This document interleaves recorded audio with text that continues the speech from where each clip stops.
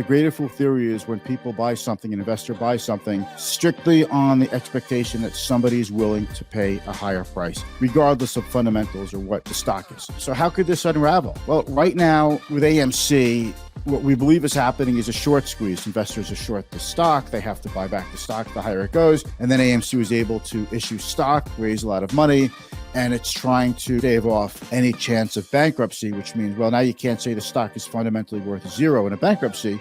It's got to be worth something. And now that the economy is opening up, half the country is vaccinated. So now maybe people start going back to movie theaters, and AMC, which is a heavily debt-burdened company, can survive. So now you have to consider what's the stock worth. As far as a movie theater chain goes, it's got about a $35 billion market cap. Is it worth it? Tough to say, but I can tell you this. What can make it go down? Eventually, buyers stop going into them. The stock starts to go down, and then people, instead of thinking they're having FOMO on the way up, they start to have FOMO on the way down. They don't want to be the one stuck holding the bag, and they want to preserve their gains, and they go into a race to sell. That's the greater fool theory.